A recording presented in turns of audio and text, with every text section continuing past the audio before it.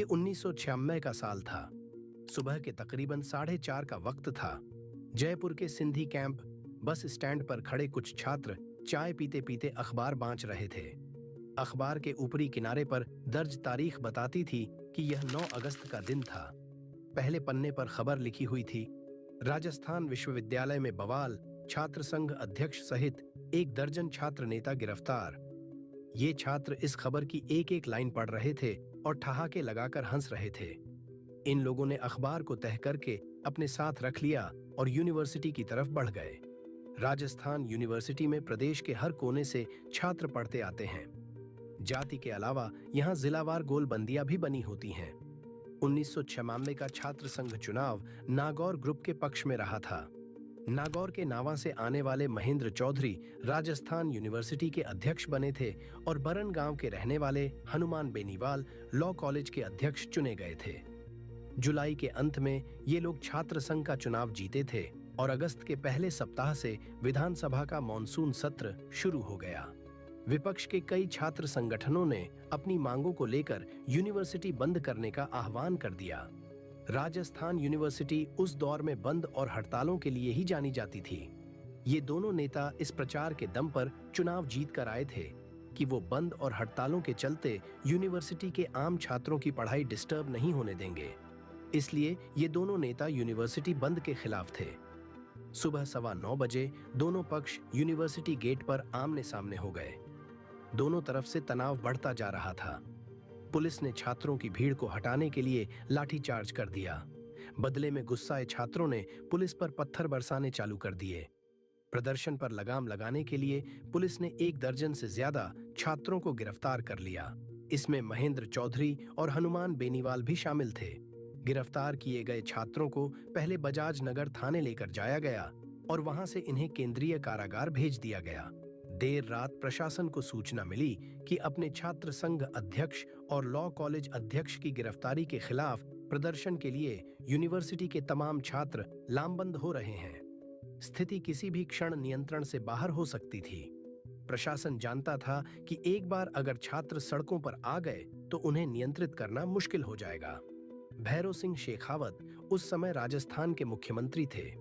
विधानसभा सत्र के दौरान वो राजधानी में छात्रों का कोई आंदोलन नहीं चाहते थे। स्थिति पर काबू पाने का एक ही जरिया था, गिरफ्तार किए गए छात्र नेताओं को तुरंत रिहा किया जाए। लेकिन इसमें भी एक दिक्कत थी। जेल के कायदे के हिसाब से सूरज डूबने के बाद जेल के दरवाजे नहीं खोले जा सकते थे। स्थिति की गंभीरता को समझते हुए इस नियम को ताक पर रख दिया गया और रात 2 बजे के करीब गिरफ्तार किए गए सभी छात्र नेता छोड़ दिए गए। जब तक ये लोग जेल से छूटकर आए, शहर के अखबार छप चुके थे। सिंधी कैंप पर चाय पीते पीते ये लोग अपनी ही गिरफ्तारी की खबर पढ़ रहे थे। यहाँ से कहानी शुरू होती है राजस्थान के सबसे दबंग नेताओं की कैटेगरी में आने वाले हनुमान रामदेव बेनीवाल की। आज के वीडियो में हम आपको बताएंगे हनुमान बेनीवाल के जीवन से जुड़ी रोचक बातें जो आप शायद ही जानते हो। तो चलिए शुरू करते हैं आज का वीडियो।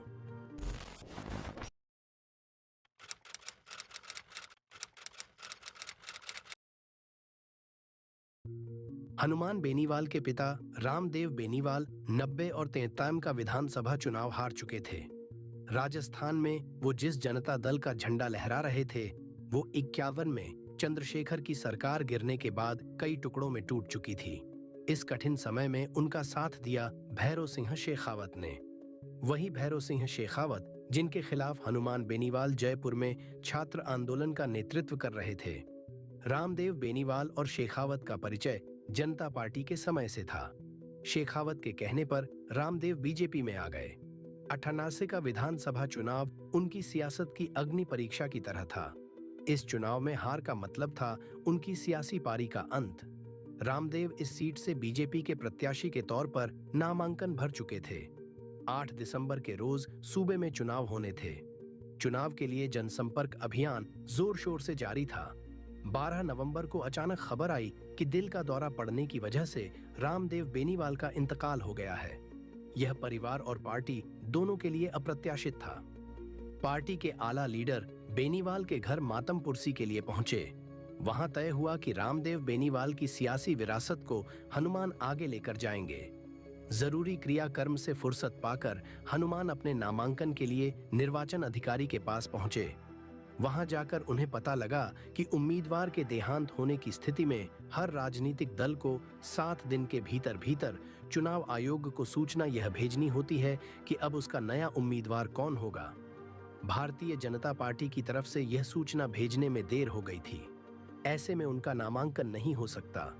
पिता की मौत के बाद उनकी सियासी विरासत का छिनना उनके लिए दूसरा बड़ा धक्का था। यह कठिनाई और संघर्ष के दौर की शुरुआत थी जिसे 1 दशक लंबा चलना था।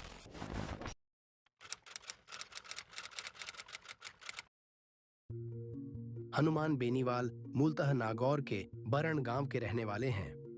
1949 से इस गांव में सरपंची उनके परिवार के पास रही है। बरण गांव में एक परंपरा है कि धुलंडी के दिन गांव के सभी लोग ठाकुर जी के मंदिर पर इकट्ठा होते हैं। अगर गांव में किसी का झगड़ा चल रहा है तो उसे इसी दिन जाजम पर बैठकर सुलझा लिया जाता है।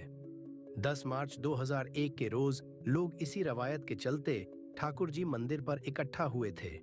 गांव को सांसद कोटे से एक सामुदायिक भवन मिला हुआ था। सामुदायिक भवन बनवाने के लिए जमीन की दरकार थी।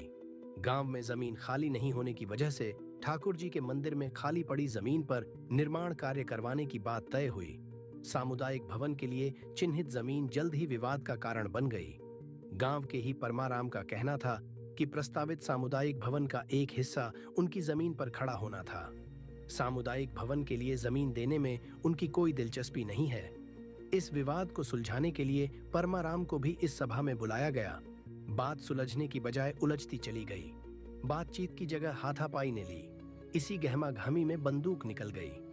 हाथापाई के दौरान जमीन पर गिरे परमाराम के कंधे पर पॉइंट ब्लैंक रेंज से गोली मार दी गई। उन्होंने मौका ए वारदात पर ही दम तोड़ दिया। इस मामले में लिखी गई एफआईआर में गांव के सरपंच प्रहलाद बेनीवाल, उनके भाई हनुमान और नारायण बेनीवाल का नाम शामिल था। प्रहलाद को उसी दिन गांव से गिरफ्तार कर लिया गया। हनुमान बेनीवाल घटना के तीसरे दिन पुलिस की गिरफ्त में थे। इस मामले में वो 88 दिन लगातार जेल में रहे। पहले पिता की मौत, फिर नामांकन रद्द होना और उसके बाद यह कत्ल केस। बेनीवाल परिवार के लगभग सभी मर्द इस केस में जेल के भीतर थे। परेशानी की ऐसी श्रृंखला जो खत्म होने का नाम नहीं ले रही थी। इस कत्ल केस के फंद में फंसा परिवार किसी तरह बाहर निकलता उससे पहले एक और ट्रेजेडी हो गई। हनुमान के बड़े भाई प्रहलाद ने दिल के दौरे की वजह से जेल में ही दम तोड़ दिया। इस घटना ने परिवार को पूरी तरह से तोड़ दिया।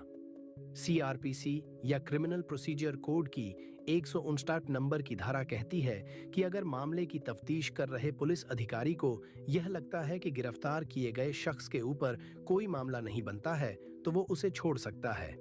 इसी सीआरपीसी की धारा 177 कहती है कि केस दर्ज किए जाने के 90 दिन के भीतर भीतर कोर्ट में चार्जशीट फाइल कर दी जानी चाहिए। चार्जशीट फाइल करने के 2 दिन पहले हनुमान बेनीवाल को सीआरपीसी की धारा 159 के आधार पर रिहा कर दिया गया। हनुमान बेनीवाल का दावा था कि वो घटना के समय मौके पर मौजूद नहीं थे और पुलिस ने अपनी तफ्तीश में इस दावे को दुरुस्त पाया।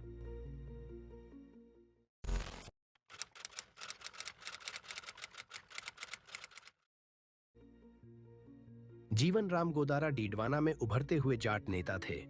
मजबूत कद काठी वाले गोदारा डीडवाना के किसान छात्रावास के प्रमुख हुआ करते थे। इसके अलावा वो डीडवाना में बजरंग दल का कामकाज भी देखते थे। दबंग छवि वाले जीवन राम गोदारा के नाम डीडवाना में दर्जन भर से ज्यादा केस थे। इसमें से एक केस था मदन सिंह राठौड़ की वीभत्स हत्या का। आरोप था कि उन्होंने डीडवाना बस स्टैंड पर भारतीय सेना में काम करने वाले मदन सिंह राठौड़ को पत्थर से पीट पीट कर मार डाला था। आनंदपाल सिंह उस समय अपराध की दुनिया में तेजी से उभर रहा था। उसने मदन सिंह राठौड़ की हत्या का बदला लेने की ठानी। 27 जून 2006 की दोपहर जीवन गोदारा डीडवाना बाजार में अपने घर के नीचे बनी दुकान पाटीदार बूट हाउस में बैठा चाय पी रहा था। आनंदपाल अपने 5 दूसरे साथियों के साथ वहां पहुंचा और उसने एक के बाद एक 13 गोलियां जीवन गोदारा के शरीर में दाग दीं। 2 अपराधियों की लड़ाई ने देखते ही देखते जाट बनाम राजपूत का मोड़ ले लिया था। हत्या के कुछ घंटे बाद ही डीडवाना राज्य के दूसरे हिस्सों से कट गया। जीवन राम गोदारा को न्याय दिलाने के नाम पर पूरे आसपास के जिलों के जाट डीडवाना पहुंचने लगे। जीवन राम गोदारा उस समय की मुंडवा विधायक उषा के पति विजय पूनिया के करीब माना जाता था। उषा उस समय वसुंधरा राजे सरकार में मंत्री थीं। इस वजह से विजय पूनिया गोदारा की मौत के बाद खड़े हुए प्रदर्शन से दूर रहे। इसके उलट हनुमान बेनीवाल पूरे समय इस आंदोलन में सक्रिय रहे। इसने उन्हें जाट युवाओं के बीच काफी लोकप्रियता दी। वो तेजी से युवा जाट नेता के तौर पर उभरने लगे। आनंदपाल और बेनीवाल की ये दुश्मनी नागौर के इतिहास में सबसे ज्यादा कुख्यात थी, जिसका अंत आनंदपाल सिंह के एनकाउंटर से हुआ।